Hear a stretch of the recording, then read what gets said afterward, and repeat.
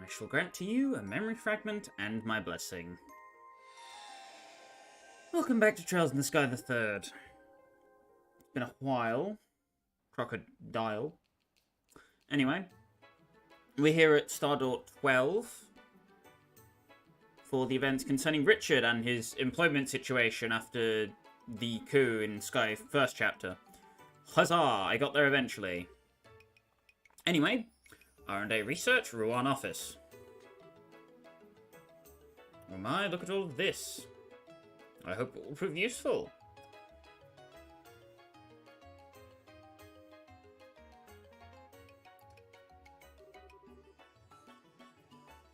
I see you've found a lot. With this many potential sales routes, I've got nothing to fear. I'll be able to make my move into the Ouroboros capital as soon as I'm ready with this kind of information.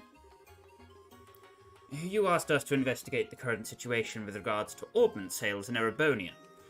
So, I centered my investigation around stores in the region itself. And you did a fantastic job, too. Still, the problem of transport remains. After all, old Borden's got his grubby hands all over the international liners already. It's true that the Borden family has preferential access to 40% of the load capacity of international airliners leaving Ouroboros for Ouroboros. However, they are no longer the only available option. There are now private carriers as well.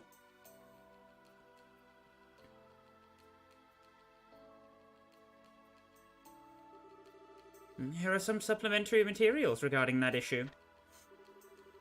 My, you certainly come prepared, don't you? Well, this request ended up taking a little longer than originally anticipated. Consider this a little extra on us in exchange. I like those who think 2 steps ahead. You sure you don't want to come and work for me? I'd pay you handsomely. I'm certainly flattered you think highly enough of my skills to offer. I'm not sure I have what it takes to be successful in the cutthroat world of business, though. I'm a rather timid man, you see. Come now, you can't fool me. Oh, well, do keep my offer in mind if you would. Please, allow us to escort you out.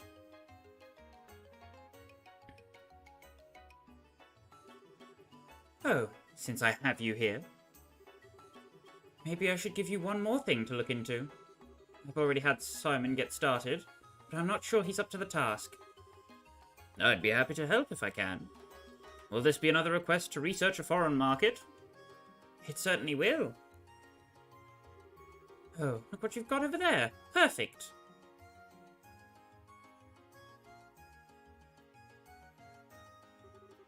This place, right here. Or estate. That's an unusual choice. It's quite a small place. That just makes it easier to seize a majority in the market. Small as it is, it's not like it isn't accessible by airliner, and what market there may be there is all but free for the taking right now. So, you want us to research the potential size of the market there, in other words? Shall we focus entirely on the ornament market, or broaden the scope of our investigation and look into the market in general? The market in general. Pardon me, Jesus Christ. Do you think you can do it? I don't think I can pardon Jesus Christ or get him to pardon me, but with ease. I'll get in touch with one of our staff members stationed near the state right away and begin weighing options. That's what I wanted to hear. I'll be back here next week anyway. We can discuss the details then. Ta-ta! Until then. Take care.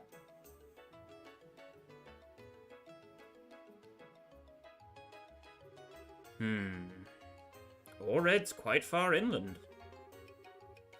Weren't the Rhines brothers in that general area of the continent? Yes, they are. I'll get in contact with them later. Thank you. She's not a merchant of bows for nothing, is she? She's always coming in with such interesting, ambitious requests. She's not half as ambitious as you are. I think you may be overestimating me a little there. Well, can you show our next visitor in?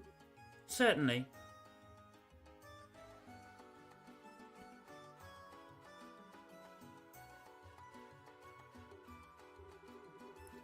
Hello there, Alan. Sorry for dropping in on you again. I just wanted to get your input on another little something regarding the city's finances. Oh, that won't be a bother at all. Please, take a seat.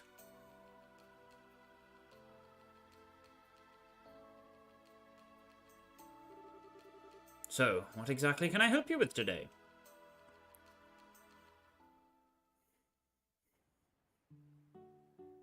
She seems to be running quite the successful little business in Rouen now.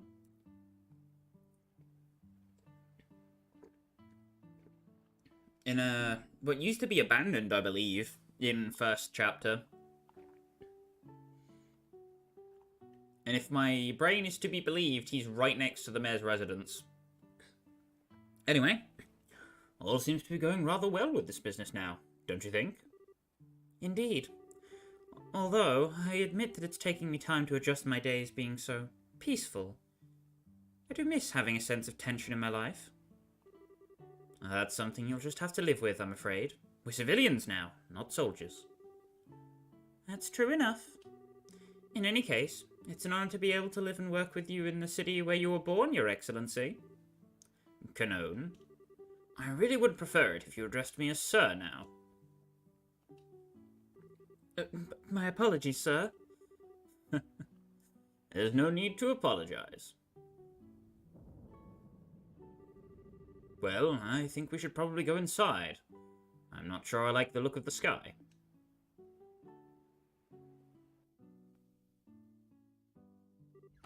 It couldn't be. Sir? Is something the matter?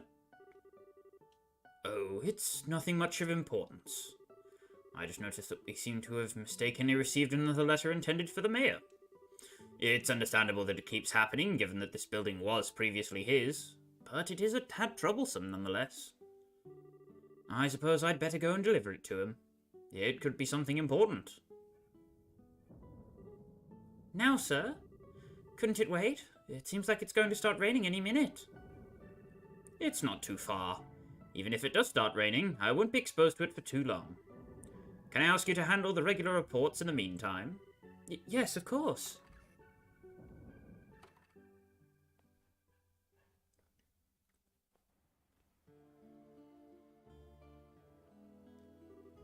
Ugh. There's no mistaking it.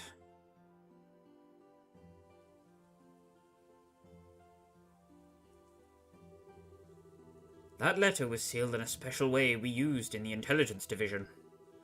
The letter itself is a meaningless decoy. The real message is concealed in how the envelope itself is sealed. It means, come to the landing port. Someone from the intelligence division is calling me in the hopes of speaking to me. Most likely because they bear a deep-seated resentment towards me and what I did to them. And I have a duty to go and see them. After all, I was their commander. I was the one who pushed their life off the rails and ruined their future.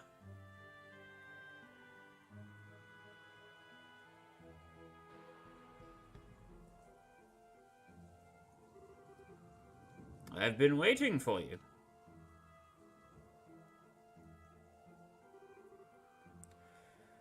So it was you, Sender. Indeed. It's good to see you again, Colonel. I'm pleased to see you're still well. I'm not a colonel anymore, Sender. Though I feel as though saying as much has become a hobby. No one around me seems willing to correct themselves. Oh, I'm aware. But today, I intend to address you as Colonel nonetheless. I called you here because I have something that I need to ask you. I hope you can forgive me for forcing you to come out here with the weather so poor. If I can answer your questions, I will. Don't feel as if you need to hold back on my account. If you can't accept something in the answer I give you, by all means, say so. And I'll get straight to the point. Why did you leave the army behind, Colonel? What happened to your love for your country?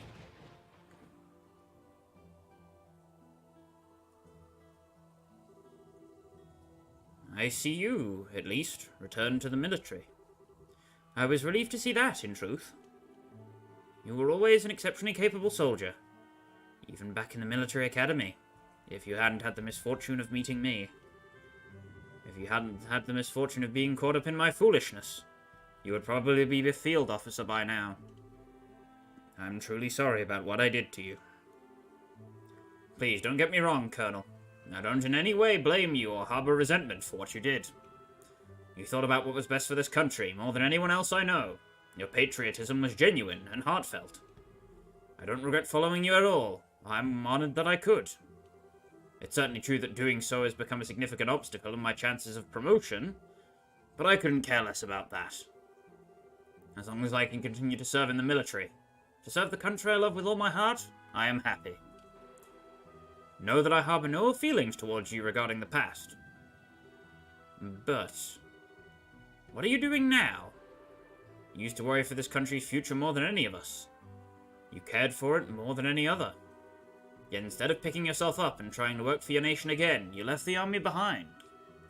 And now you're running some sort of company that deals with the rich? Just what happened to your patriotism? Fine boom sound effect. I beg of you, return to the military. You're a capable man. Those skills of yours will be a valuable asset to the force, and it's where you should be using them. I'm sorry, Sender.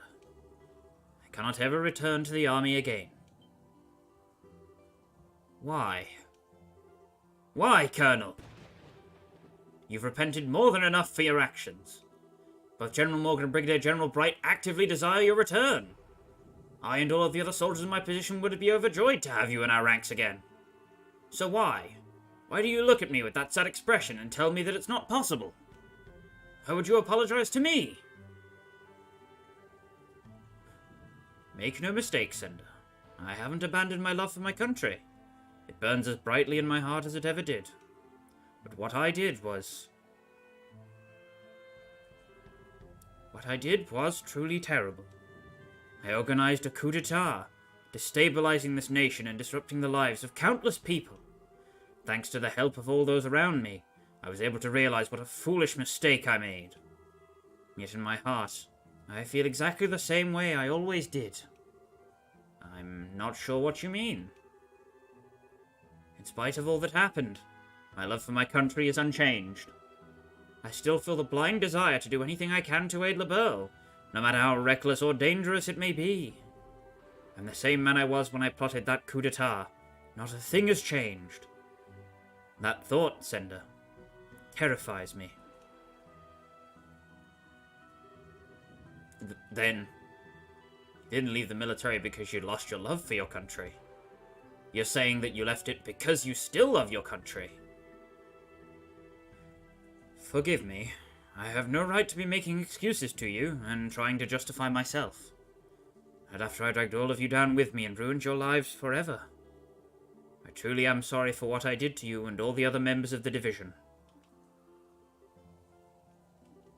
You. Please, don't misunderstand. I didn't leave the army in an attempt to run from my own weakness. Nor did I leave it because I was ashamed of the treatment I received for my actions. After what happened, I thought long and hard about what I should have done instead of what I did. Trying to work out where I'd gone wrong. As I did that, I noticed something vitally important that I had failed to realize up until that point. After setting up the intelligence division, I began gathering information and using it to protect LeBeau. Yet thinking about it now, I didn't know the first thing about the nature of information at that time. Information isn't something that exists alone. It only exists when people use it and see it as something of worth. Furthermore, the value of that information can change radically depending on the position and perspective of those who looked at it. I can't help but wonder if overlooking this simple fact was what caused my patriotism to become more of a force for harm than good. Somewhere along the line, I started to believe that only information I saw as valuable was of any importance. As a result, I ended up wanting power in order to compensate for the weakness of my own heart. Thinking back, I think what I really needed was a different perspective through which to view information, one separate from the military. One that doesn't see a country or people's way of life as a system, or as a number and absolutes. I needed to be collecting information that was disadvantageous to LaBelle, too, rather than cast it all aside. I needed to view us and the surrounding nations in a variety of lights, while collecting a wide variety of information from a freer perspective. So you believe the company you are running now is capable of doing that? Yes, I do. I can't say for sure this will allow me to avoid repeating my past mistakes. Perhaps there was something more important that I should have been doing before giving thought to any of this to begin with.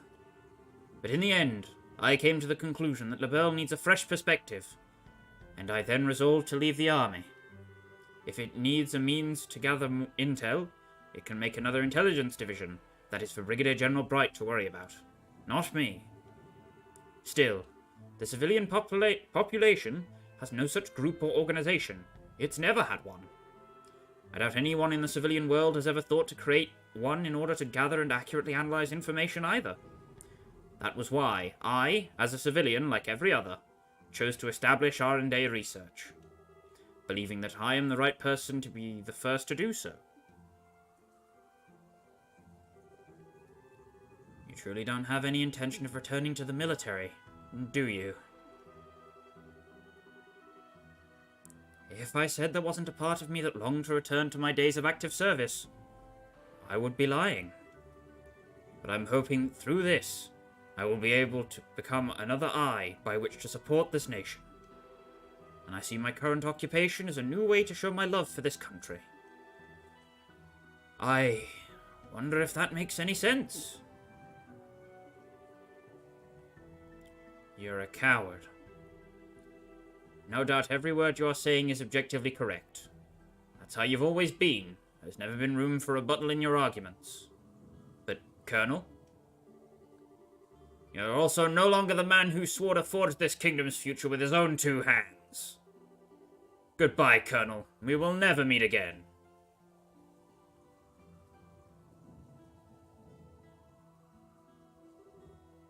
That's not true. It's not true at all, Sender. I've chosen the path I now walk, believing it to be right, certainly. But even I don't know for sure if what I'm doing is correct. Even now, I'm terrified of the possibility that I might be making the wrong choice. I worry that the road I walk might be the makings of yet another grave mistake. If I just don't have the same power that Brigadier General Bright does. I really am hopeless. Sir? You didn't have to come out here in the rain.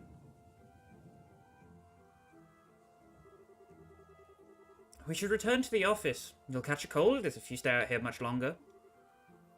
Canone, I'm sure he's just having trouble coming to terms with his new life too.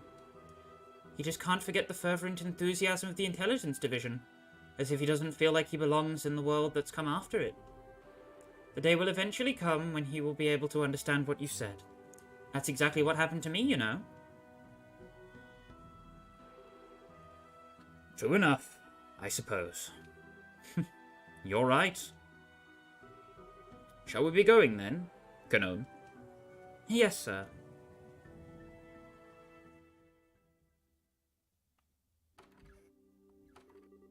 I wasn't expecting to end up quite this soaked. You all right? I'm fine. Don't worry about me. This actually brings back fond memories of the survival training I underwent back at the academy. I do think you should go and get changed into some dry clothes, though, sir. A little rain never hurt anyone. I don't believe I was half bad at my own survival training, you know. Even then.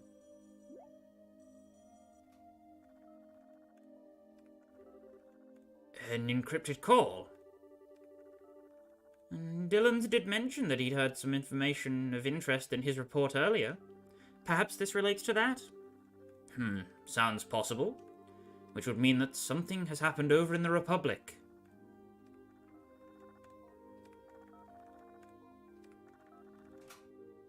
Yes, it's me. Can you please stop calling me that?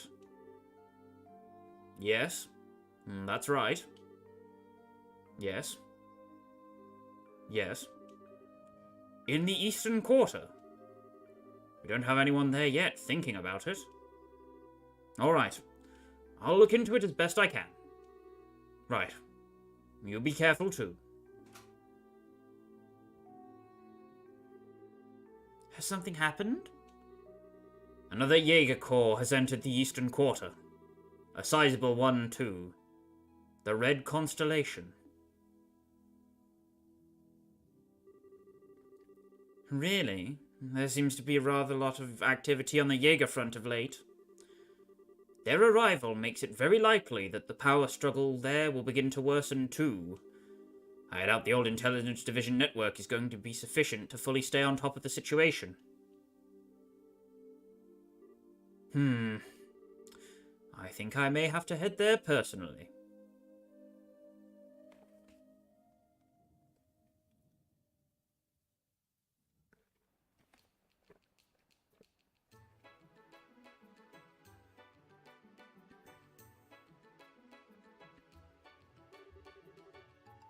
I still have doubts about what I'm doing.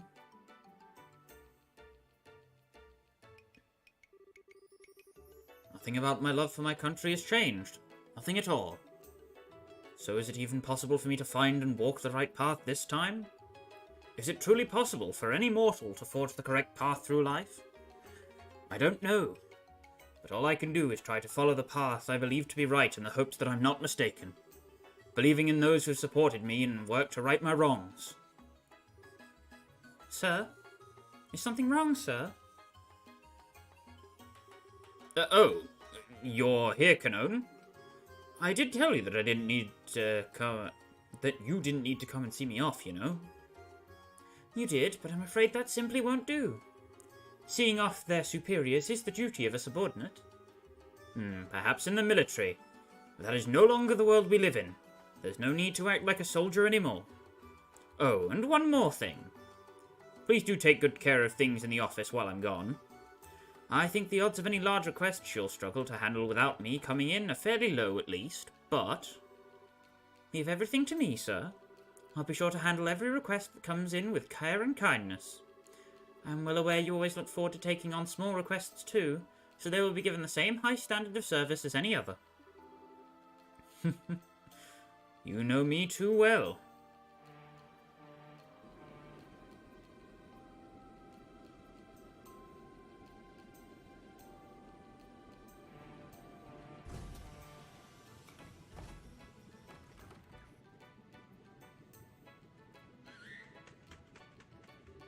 Sieg? What on earth is Julius Bird doing here? Scream! Don't you just sit on His Excellency's arm as if it was your own personal property? Scream! Please, Canon, there's no need to glare at him like that. Also, please stop calling me Your Excellency. Scream, scream! Richard then noticed that there was a note attached to Sieg's leg. What's this? It's addressed to me. Scream, scream! Richard took the memo from Sieg's leg. This looks like a letter from HQ? As in military HQ? Why is the Royal Guard's carrier falcon bringing a message to you? Who knows? Its writer is a real slave driver, though. Thank you for delivering this, Sieg. Let him know that I accept his request. Scream! Big-ass falcon. Sir, was that? See for yourself. Best of luck with your little trip. We'd like to know what the Red Constellation is up to too, so we'd appreciate you looking into it for us on the side. Honestly. I hope you don't think this information is going to come cheap, Brigadier General.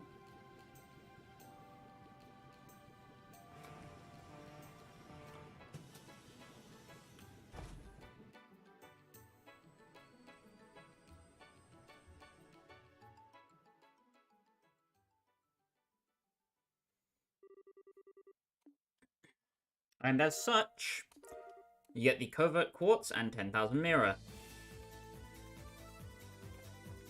So, the Covert Quartz combines the effects of Haze and Information, is worth 5 Earth value, 5 Time, and 8 Mirage. Covert is nice if you didn't already have access to Divine Gem, which you do by the time you get here. You can combine it with Divine Eye to mitigate the effects of Scent that are on Divine Eye. But honestly, I don't think a single mortal soul has ever found a good use for Covert if they already have Divine Eye available to them.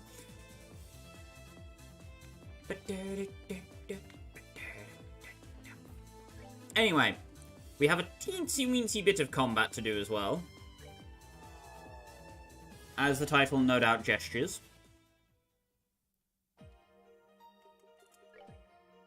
This door isn't too difficult. If you have a competent team set up for anything late game, we should be able to come back and do this easy peasy. Just want to check your battle formation.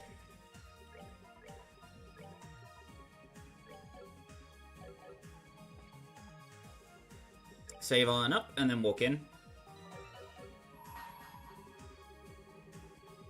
Those who seek to enter this door must first overcome a trial. Should this fail to deter you, open the door and step inside. Wata!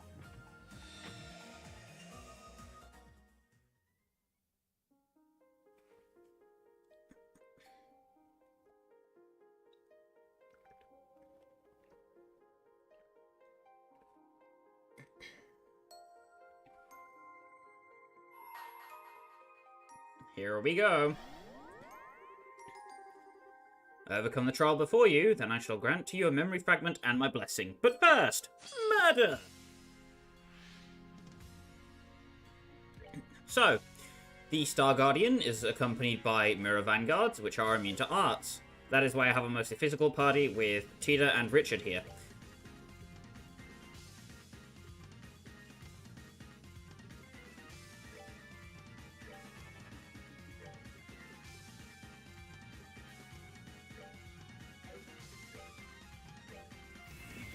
Gonna use the wheel. Does a tremendous amount of damage.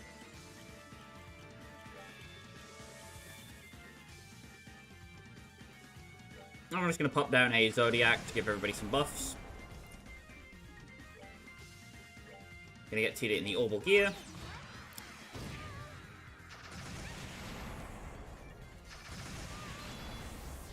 I don't think she's dead. Barely.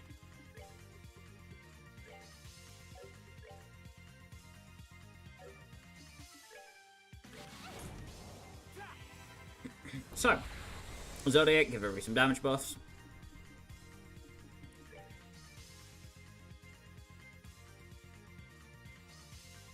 So if we hit the Star Guardian, it should heal everybody for a little bit. It's not reliable though, so don't rely on it to save your skin if you're in a bad spot, because it certainly won't.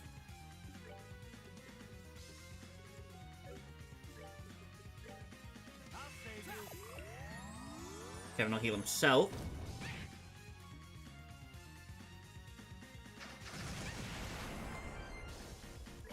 And then I have no reason not to pop it.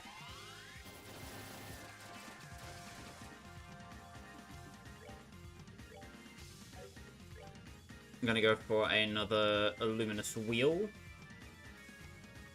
on that Vanguard. Blow it the hell up.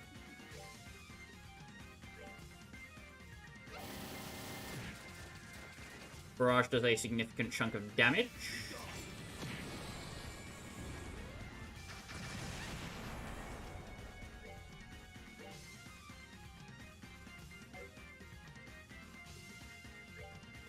I think 2 Divider could do it. World Shaker can inflict Seal, which is a status you need to be slightly concerned about, but not majorly concerned about.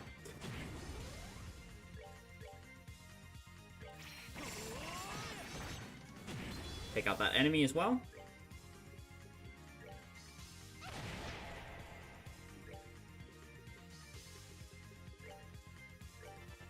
And then Richard should be able to pop this thing like a goddamn zit. Ha-cha, son! Oh, fine. I guess Ren can do stuff too. Gonna spike you in the butt. And then pop the balloon. Wata!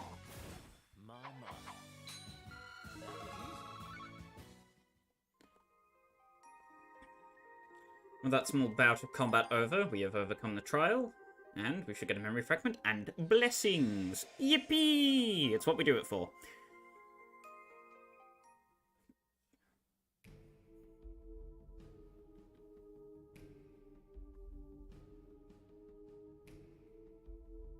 No. Not him! Anything but him! I thought we were free in this pocket dimension.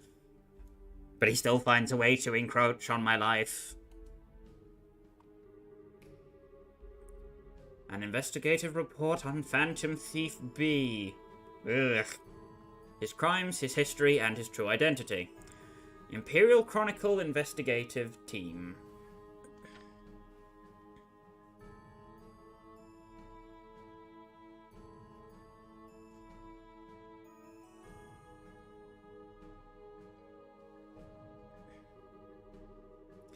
Phantom Thief B has had quite the lengthy and productive career in thievery in the Empire, as the amount of records we have been able to find on his crimes prove beyond a doubt. From numerous paintings held in the Imperial Art Gallery, to a septium crystal held in the Empire's customs warehouse, to even a cutting-edge tank held in an Imperial Army research facility, nothing is truly safe when he desires to steal it. His conquests aren't limited to inanimate objects. He has been guilty of pretending to be a military officer and eloping with the wife of a marquis on one reported occasion. Yet, and this is perhaps the most baffling part, there is no concrete evidence to suggest he has profited from his exploits. Rather, the objects stolen usually end up in places so bizarre their owners are liable to faint upon hearing about them. In other cases, they are transformed into Mira, which is then rained down from the sky in areas largely inhabited by those less fortunate. Hearing this, one might be led to think him a vigilante thief who takes from the rich and gives to the poor, but make no mistake, the truth is not so simple. The wife of the Marquis, discussed earlier, is a fine example of that. And, as of this writing, it has been a little over half a year since the elopement took place. Since then, she has remained unaccounted for. Many of the items stolen by him may return to public eye in some fashion, but not all. Between his eccentric techniques and bizarre behaviour regarding the objects he steals, it might appear as though his thefts are purely whims and nothing else. Upon studying the overall picture and reviewing the objects, and indeed, people in play, you begin to see that they all have one specific thing in common. Take the artwork stolen from the Imperial Art Gallery, for example. Each of them were works of pure genius, painted by a master of their craft. But they gained a reputation for being too complex for the target audience of such works, the nobility, and were shamefully stored away instead of placed on display. Similar could be said of the Septium Crystal. Known for its unparalleled beauty, after being seized by customs, it was sealed away in the warehouse and doomed never to be admired by human eyes again. The tank, again, is one more example. With its promising development cut short, rather than be put to good use, it was left collecting dust. As an aside, the case of the Marquis' wife does contain some striking similarities. Despite marrying her, he devoted most of his attention to his concubines and barely spared a thought for her. In conclusion, we can now see that the underlying motive for his actions is finding objects of beauty that have been abandoned by the world and freeing them from their foolish owners. No matter how the world may see his crimes, his motive is clear. The truth of that is evident in the cards he leaves before committing his crimes. This is the so-called liberation of beauty mentioned upon them. Phantom Thief B steals not for money, but for an ideal he believes in. And it is in this fact, we believe, are clues to his true identity.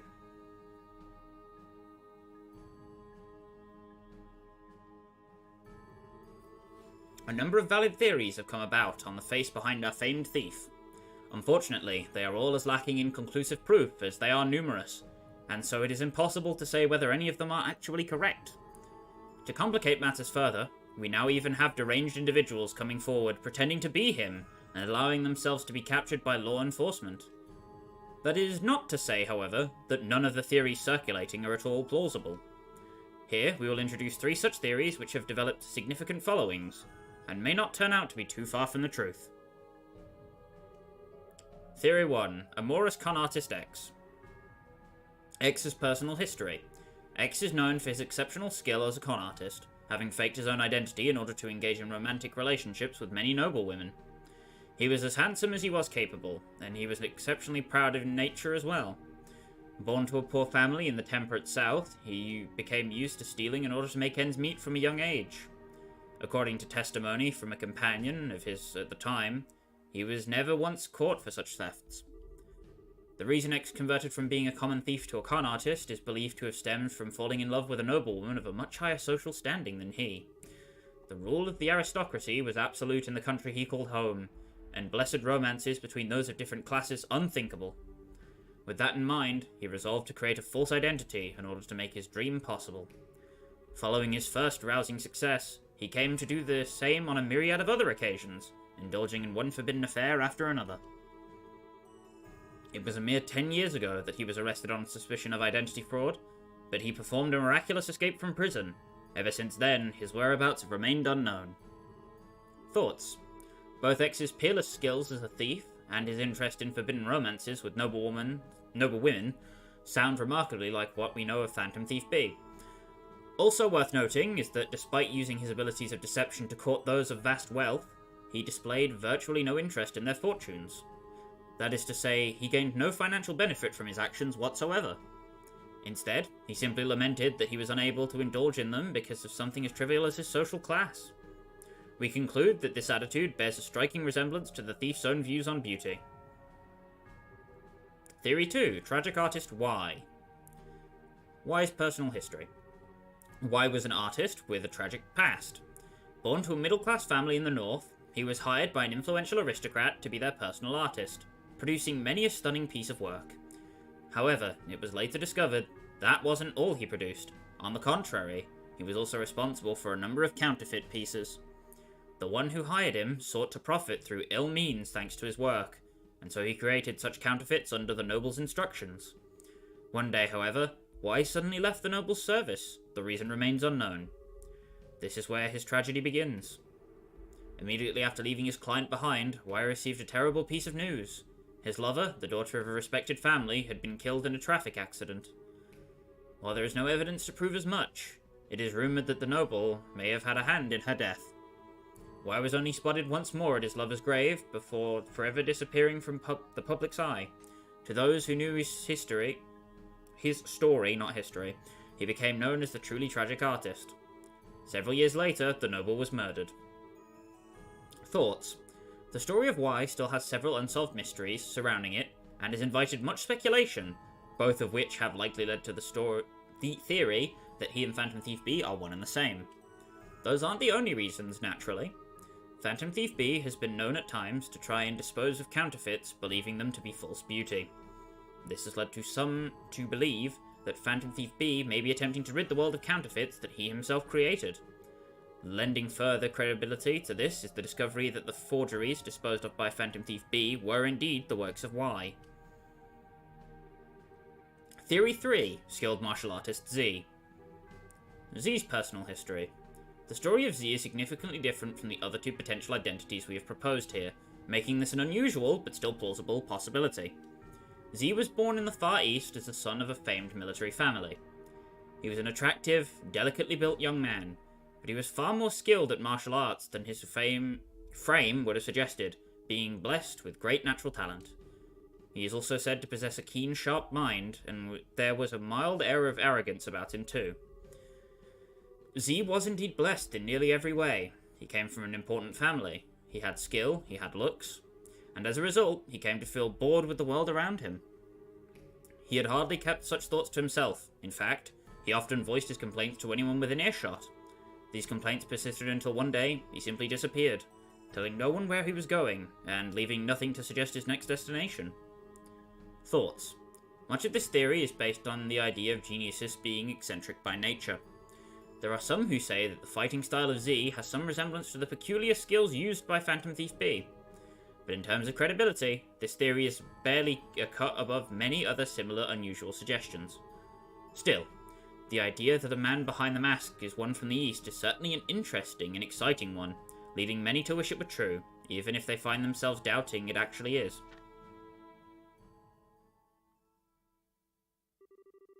That brings us to the end of outlining 3 very different theories. Could X, Y, or Z be the true identity of our famed Phantom Thief? Or is the truth perhaps something else entirely? The only way we'll know for sure is to hear the truth from the man himself. Of course, whether we can trust anything he says is a discussion for another time. Postscript. After this article was first published, we received a card believed to be from Phantom Thief B himself at our office. The contents of the card are as follows. The truth of my identity is already within your grasp. My number reveals all. Judging by this, it is believed that one of the 3 theories proposed is the true identity of Phantom Thief B. That said, uncovering the meaning behind his words has proven to be a trying task. Will one valued reader be able to step forward and solve what we cannot? Only time will tell. Side story Phantom Thief B report finished. You get Phantom Thief's cape and 10,000 Mira. So, the Phantom Thief's cape. This item may be familiar to you if you have played Trails of Cold Steel 2, because this is also an item in that game, although it works slightly differently. But the general theme is the same, of increasing the enemy drop rate. This is one of the few ways to increase drop rate outside of your support power. I don't remember the exact number, but stacking it with Josette's item drop rate increase is the best way to farm the Grimoire weapons and also the equipments. So if you've been holding off on doing that because you are worried about your sanity, having to walk back and forth in a corridor for a few minutes, that might save your day. Your day? Your lay? Brain dying trying to speak.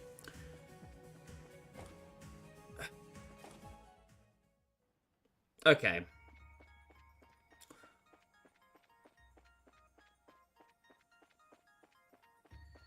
So...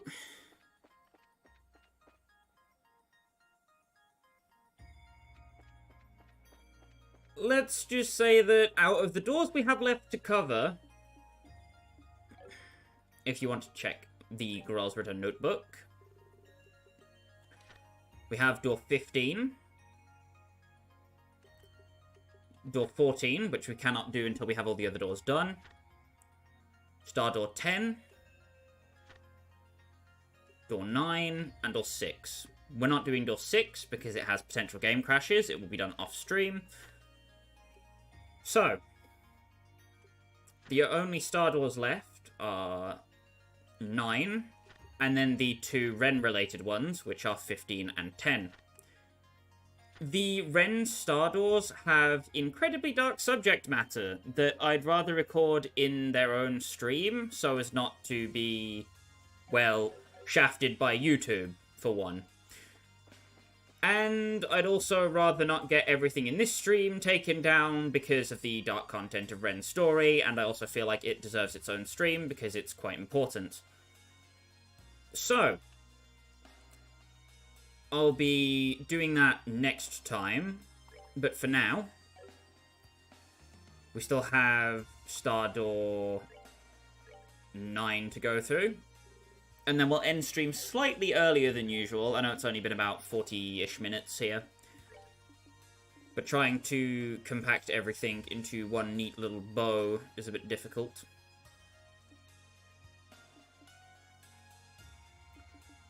Almost pressed 9 there, like a bit of a nana. A bit of a nana. Bless me soul.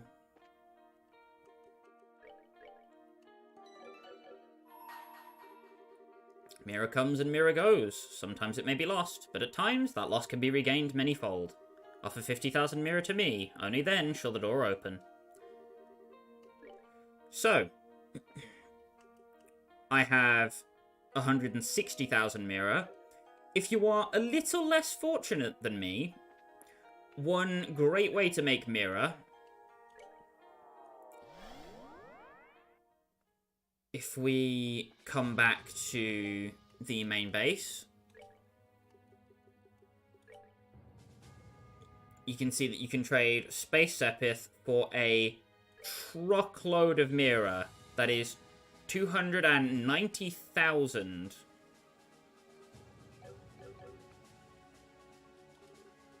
In addition to that, you can also sell tier 4 quartz for around 3,000 Mira. You can sell the gems of the highest tier for around 25,000. So, what should you do if you're low on money and don't have a good farming spot? Well, yippity-dippity-do, do I have an answer for you. You want to head down to the Abyss.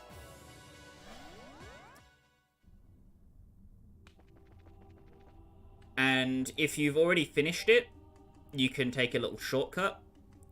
You want to head to Star Door 15, because that will warp you straight to the bottom floor. And then if that is done,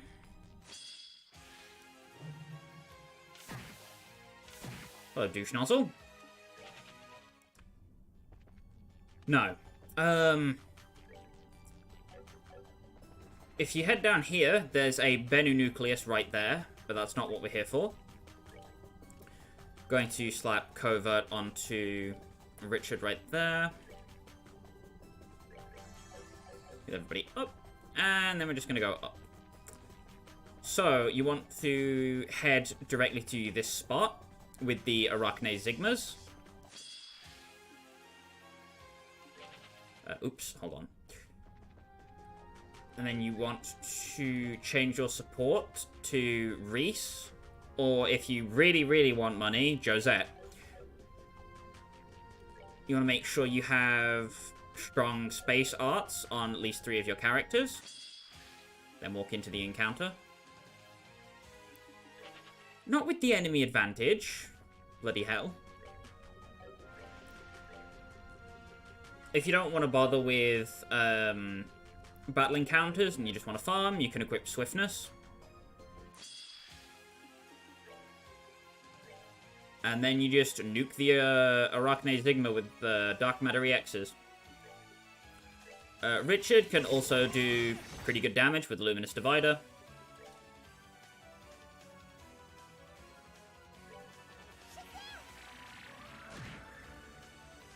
But 2 Dark Matter EXs from any competent Arcs casting character should probably kill her. Should do it. There we go. And if you have the Phantom Thief's Cape equipped on someone, you are incredibly likely to get a drop out of that. You basically want to farm those and the Bennu nucleuses for extra drops. So if I can, really quickly,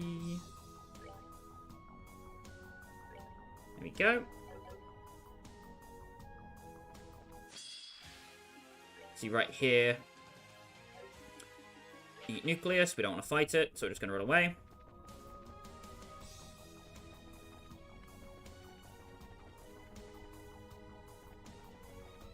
If you go up to this floor, there should be another Arachne, always on this pedestal.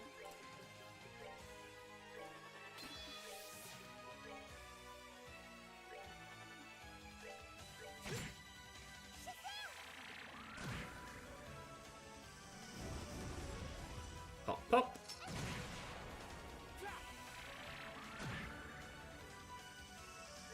Richard gets the final hit. And with that, there we go. So, from the Arachne Sigmas, you can obtain the Monster Guide, any of the tier 5 gems, topaz, sapphire, emerald, water, wind, ruby, and gold. If you get any of those drops, you've made yourself 20k richer. The Bennu nucleuses can also be farmed, but they are much less valuable. The best place to farm is the 3rd layer, because that has the most arachnes in it, and the least Bennus. Unfortunately, there isn't really a close TP point for the 3rd layer, because it's kind of smack dab in the middle.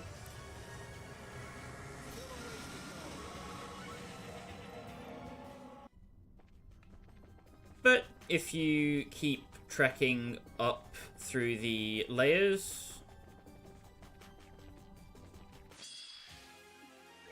and fighting your way through, eventually you will get a drop, and once you do, you are around 30k richer. At that point, you can make any of the recipes you want without any issue, and at this point, you have infinite money. Yippee! Of course, infinite's a bit subjective there, but, you know, if you are grinding down here for combat XP anyway, I highly recommend farming for the Zigma's ore drops, because they are amazing.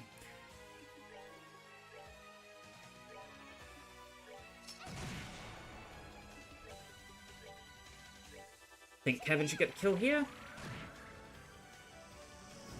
Unless his power is weak sauce. Boo womp, son.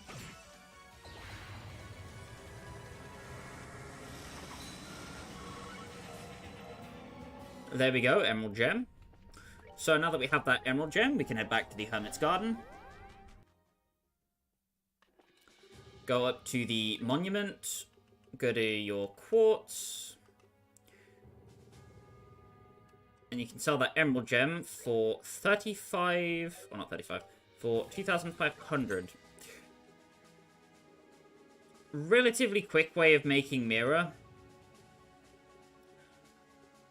In addition to that, you can also get a crap load of ingredients from the monsters down there as well. Specifically the monster ones, which do pay out a lot more than some of the other stuff. I don't recall if there's an infinite Mira recipe in Sky the Third, but there are some things that you definitely want to make in terms of your recipes. Some of the things that I'd recommend making, if I can check the recipe book here, are the beastly stew, specifically. It's quite costly and requires a few monster ingredients, but the 60 CP on demand is really nice when you can't afford the Zerum powders. Because, oh boy, farming Zerum powders. Not fun.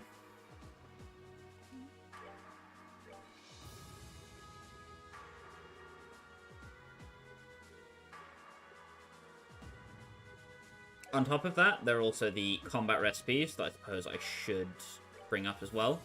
We do have the strongest one, which is the bloody meatballs.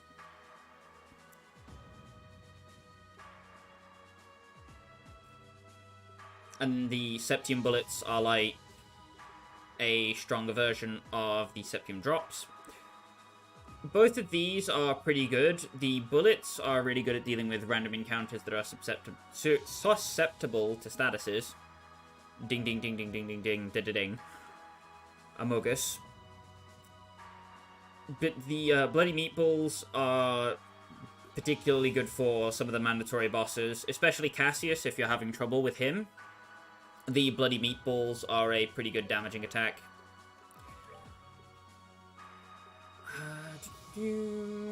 I believe that should be everything I have to go over regarding food, farming, and equipment.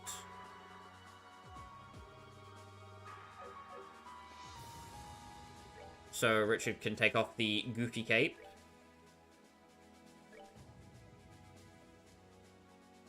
Pretty sure I had a tiger heart on instead before. There we go.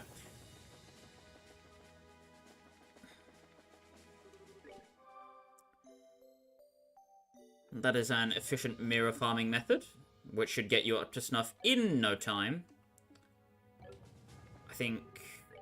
Let me check the armor here. The Carnelia and Ambrel bracelets can also be farmed from the Abyss Fiends for 5,000 a pop.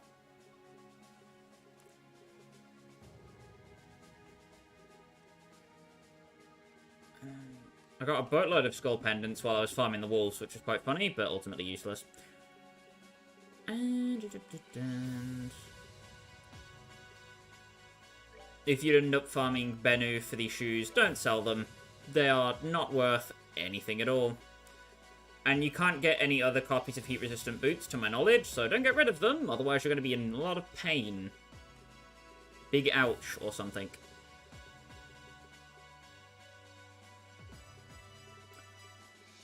On top of that, the Kaleido armor and Schwartz silk are also worth a pretty damn penny. Ninja garb is easier to farm, so is the knight armor and reflective robes, which you can get from farming outside of the Stardoor 8. Which is right here. You want to farm this set of poltergeists. Because these ones have quite a high default item drop rate. And they usually drop equipment more often than not. So those are also another good mirror source if you are lacking on fundage for Stardoor 9. Anyway, now that I assume you have the necessary mirror required if you're playing along, let us enter the door. Whatcha? Loss can be regained many-fold. Offer 50,000 mirror to me, only then shall the door open. Take all my money! Yippee!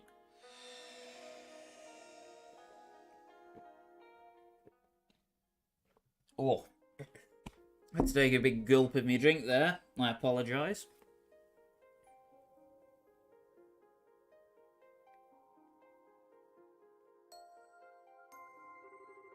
Oh, lovely. It's going to rain outside in a few moments. I sure hope that doesn't come onto my microphone and make me cry tears of salty, salty sadness. Anyway. Memory fragment and my blessing. It's only the 26th time we've heard this.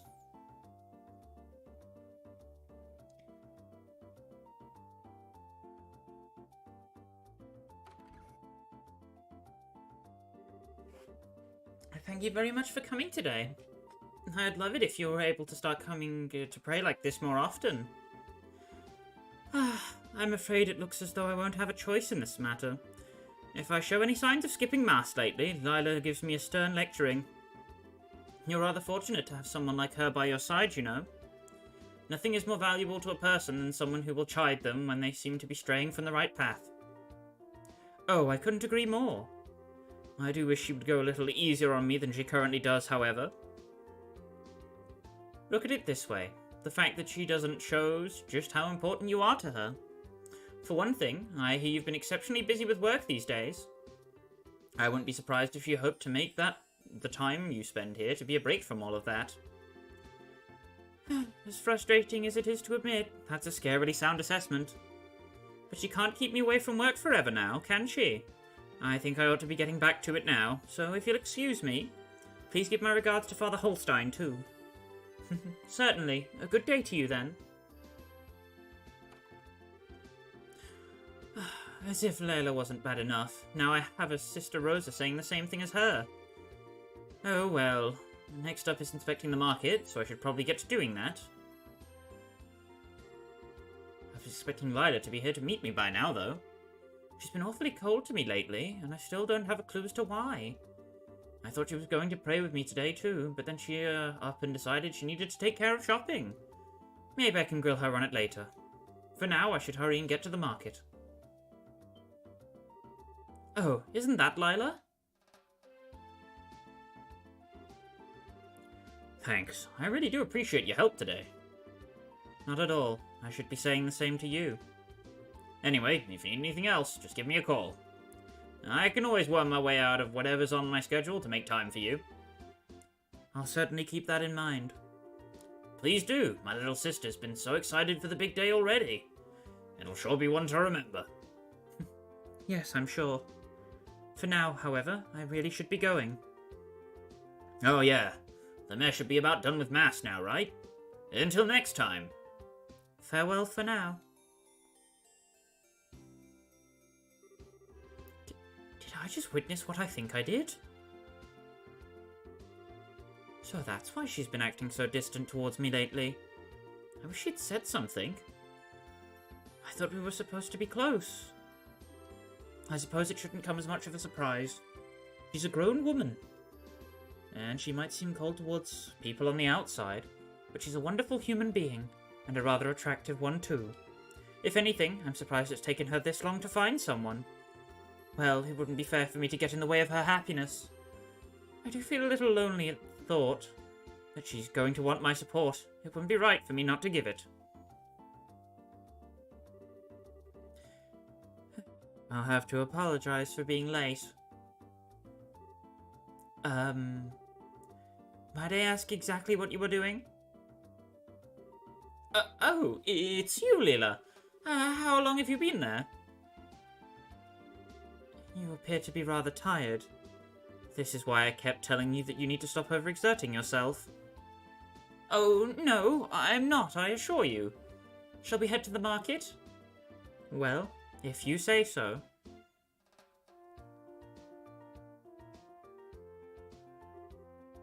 The next day,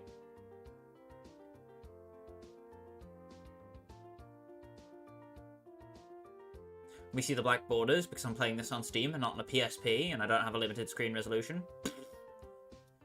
Maybell? Can I ask you to go over what you want me to do one more time, just so I'm not misunderstanding? Well, as I said, I would like to investigate, exactly what relationship those two have, as well as what kind of person the gentleman in question is. So, to put it in simpler terms, you want me to check out whether they're dating and do a background check on the man, right? Is that right? Yes, it is. Is there something wrong? Well, kinda. I mean, we bracers do at times do background checks on people, but that's when we suspect or know for sure they're involved in a crime. If they're not, doing so would be an invasion of their privacy, and that doesn't exactly fly with us.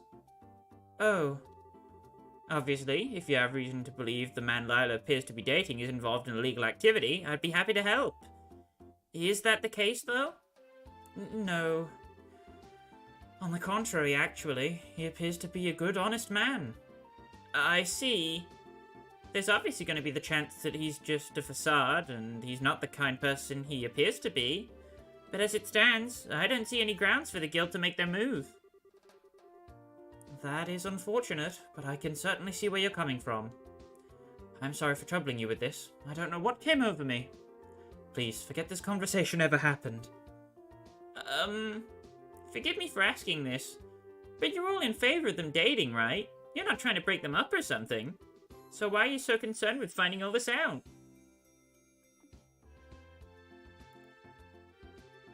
As I think you're aware, Lila lost her mother and father during the 100 Days War. As far as I can tell, the scars that left on her heart still haven't truly healed either. And I believe this is her first foray into romantic relationships too. I'm just so worried about her getting hurt as a result of this. I am not the slightest concerned about how noble the man's family is or how much money they have. Nothing superficial like that. All I want to know is whether he genuinely cares for her well-being and will make her happy. That's all that matters to me. I see where you're coming from. Still, at the end of the day, that doesn't give me the excuse to invade the man's privacy or meddle in their affairs. I'm sure Lila will eventually tell me about what's going on when she feels the time is right. I can ask her all of my questions then. Nah, this is good stuff. What do you mean? I completely understand where you're coming from here. I'd be more than happy to accept your request. Wait, I thought, are you sure? Wouldn't doing so violate the Bracer Code? Oh, no worries. The Bracer Code's totally open to individual interpretation, so it leaves a lot to each Bracer's personal judgment. I feel trying to follow the code to the letter and ignoring the feelings of those we're trying to serve misses the point of being a Bracer too. So I don't think it's unfair to dismiss your well-meaning intentions as trying to invade someone's privacy either. You leave all of this to me. I'll get you all kinds of answers. Thank you so much.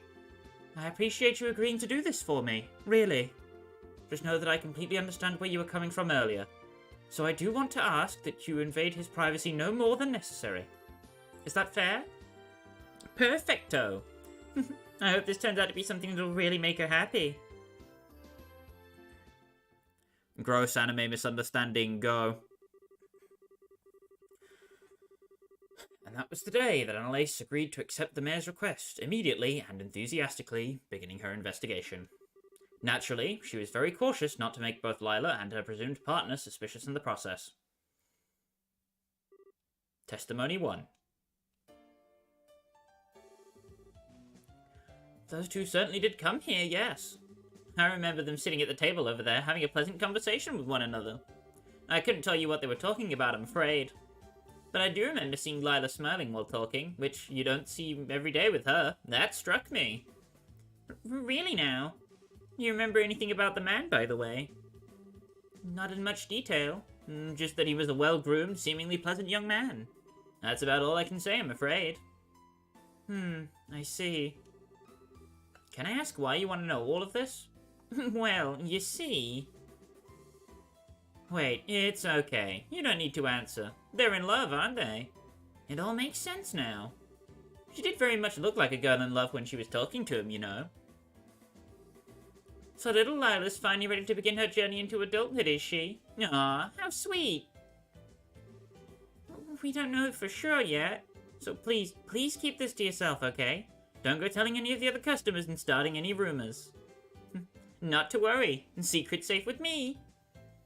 Uh-oh. Testimony 2. Yeah, I saw them. I remember the man escorting the maid to the front door of the mayor's mansion. I was surprised he didn't go inside with her, honestly. Whenever I take Mina home, I always do.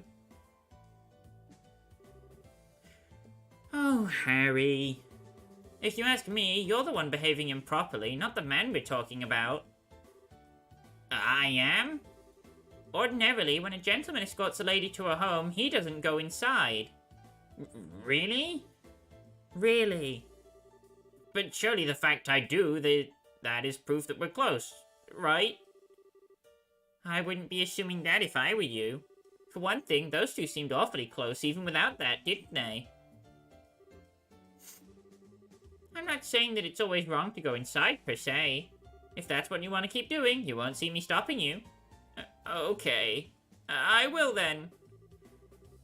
Why does everything have to be so much work when it comes to you? Thanks for the info anyway. Poor Harry got his soul crushed. Stepped upon even. Testimony 3. You want to ask about a man who's been spending time with Lila lately? Thinking back, I did see her with a man when my husband and I went to market. They were looking at souvenirs together, I believe. I remember it well, too. I've rarely seen a more adoring pair in my life. They were like a pair of newlyweds. Really? I wouldn't pay much attention to anything my husband says. He has a habit of exaggerating. I'm not ashamed of it either. These kinds of stories are always much more interesting with a touch of dramatic flair. It wasn't the first time I've seen the man, though. I'm sure I've met him before. But I can't for the life of me remember his name. Can you remember, dear? Don't be silly, of course I remember. I would never forget the name of a man I've done good business with. That was young Leonard. Wait, I know that name. Leonard from the Kingfisher Inn? Oh, you know him already? Well, that puts a dampener on my fun. I use that place a lot for work reasons. So I even know him by face. I can't say I know all that much about him as a person, though. If you're well acquainted with him, would you tell me a bit more about him? I don't mind, but this information isn't going to come cheap. You're gonna charge me? Please, that's not funny, dear. We owe ever so much to the Bracer Guild. You can't threaten to charge a member. I won't have it. Sorry, but I can't help myself to a good joke. I don't think it was a good joke, mate. Slap me in the face with a bloody Mira sack. Let's see. Well, he's a good, honest man, for starters. So we finally got to the root of it after 3 people. And several days.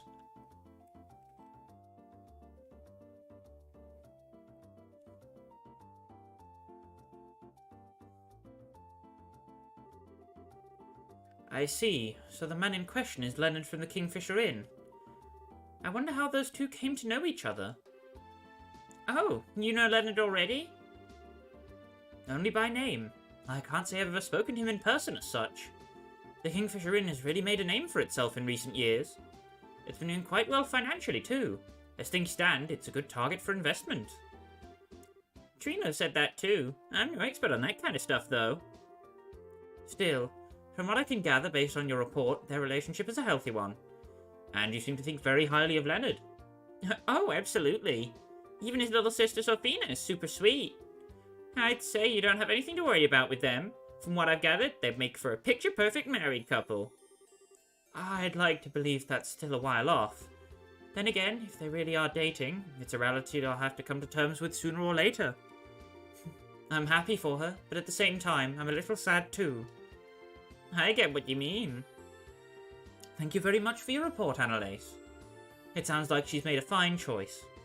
So I suppose all I can do now is wait for her to share the truth with me herself. That sounds like a good plan. Miss Maybell, it's me, Lila. Could I have a little of your time? Oh, speak of the devil. I wonder if the time has finally come. That'd be one funny coincidence, but maybe it has. And if it has, then it's just about time I made my exit. I won't want to get in the way. Nonsense. I'd actually prefer if you stayed. If she does tell us what I expect her to, I don't intend to hide the truth of what I asked you to do. Oh, I see. Well, okay then. Miss Maybell. Oh, sorry, Lila. Come on in. As you wish.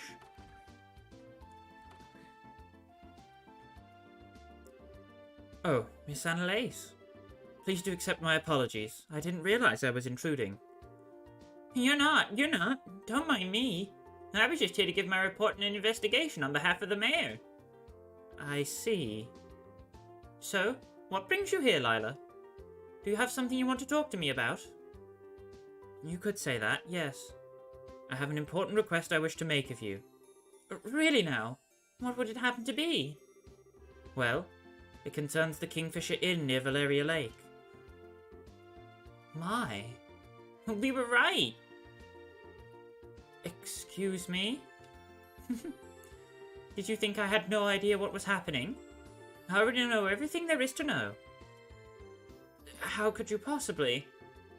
I'm sorry. I actually had Annalise here look into it for me. I was worried about you, you see. You'd been behaving so strangely lately. I'm sorry that I did it, but I just couldn't help myself. I see. There's no need for you to apologize, however. I didn't mean to worry you. Perhaps I should have been more open from the start. So, is Leonard being good to you? Damn. Cut right to the chase, why don't you? He's a very kind man, yes. Why do you ask? That wasn't what I was asking. Oh, you know what I mean, Layla. So, is there anything else you want to say on the matter? Well, yes. If it's all right with you, I'd like to get right to discussing the date for the big day. Already? The big day? You've already started mapping it out? We have. We were hoping to keep it a secret for as long as possible in order to surprise you. Naturally, I've made sure everything fits into your schedule. Do I have your okay to begin making the necessary arrangements? Wowee. Is something wrong? Y- What was that? You dummy! I can see why you might have wanted to surprise me. I can. Did you really have to keep this from me until this late in the process? I mean, you've got a right to your own private life, and you don't have to share everything with me. I'm not saying you have to, but I can't believe you'd decide something so important without consulting me even once. Do I mean that little to you? Besides, you've only been going out for about a month. Aren't wedding bells at this stage a little premature? Bombshell. This decision is going to impact you for the rest of your life, Lila. You understand that, right? I think you should calm down and listen to what she has to say, Maybelle. I'm sure she does understand and has her own reasons for deciding. I have a horrible feeling that there is a very grave misunderstanding taking place here. You serious? Just what are we misunderstanding? The arrangements I have been making are for your next vacation. You've been so busy lately that I thought you really ought to have one, so I've been making the necessary arrangements in secret. What? You mentioned before that you would like to visit the famous Kingfisher Inn once, you see. So when Leonard needed to come to Bose Market to do some shopping, we decided to use the chance to meet and discuss how to go about this. I hadn't realized my actions were causing so many problems for you. Whoopsie. I worry about you sometimes. Besides, I have no intention of getting married before a certain mistress of mine, which doesn't seem to be any time soon, since she makes a hobby of turning down countless marriage proposals in favor of devoting herself to her work. It's not a hobby. It's because I have so much work on my plate that I don't have time for a marriage to be on the brain. So there's nothing between you and Leonard? Nothing at all? Everyone says you two have been getting along so well. I'll admit that he's a lovely man, and one I have a very positive impression of. But I've never considered him a potential partner. Not once. Why? All girls your age experience romance at least once. It wouldn't be right for you not to do the same. This isn't something I intended to come out and say, but it seems you leave me with no choice. Right now, the most important thing in my life is your happiness. I'll put that over anything and everything else. Ensuring it is my greatest joy. My very reason for being. Until you've decided upon a partner to supplement that happiness, I have absolutely no intention of looking at anyone but you. I do appreciate you worrying about me. If it's my happiness you want, I ask that you focus on your own happiness first and foremost. And yet, like clockwork, I see you disregarding your well-being and taking on far more work than is humanly possible. Fine, I get it. Now that we can put the whole marriage thing behind us, I will accept your offer of vacation. So feel free to proceed with your plan. I leave arranging the schedule to you. As you wish. Then if you will permit me to excuse myself, I shall. Good day to you too, Miss Annalise. Oh.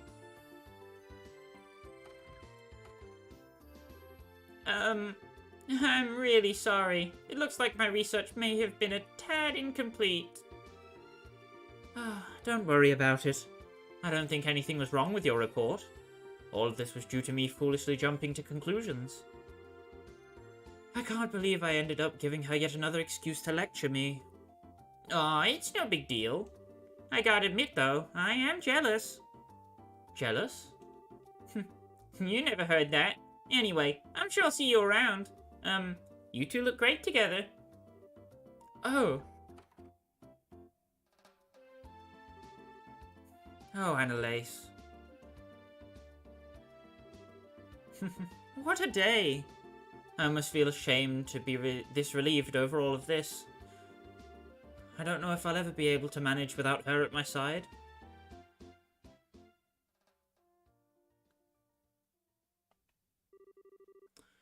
And with that, Like a Mother is finished. We receive bloody meatballs and 100,000 Mira! Money. So you make a net profit of 150 Mira.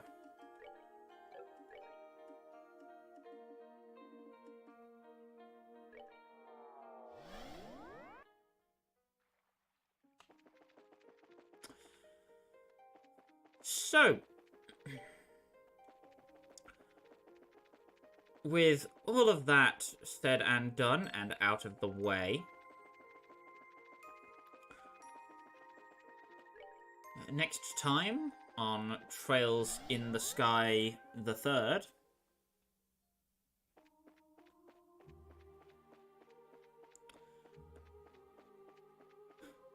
we shall get into Ren's backstory. Because, my lord, the rabbit hole runs deep. Very, very deep. Either way, hope you all enjoyed the stream. If you leave a like if you liked it, comment any questions you may have, I'll be happy to answer them. And as always, stay safe, and until we meet again, I will see you guys next time. Bye-bye.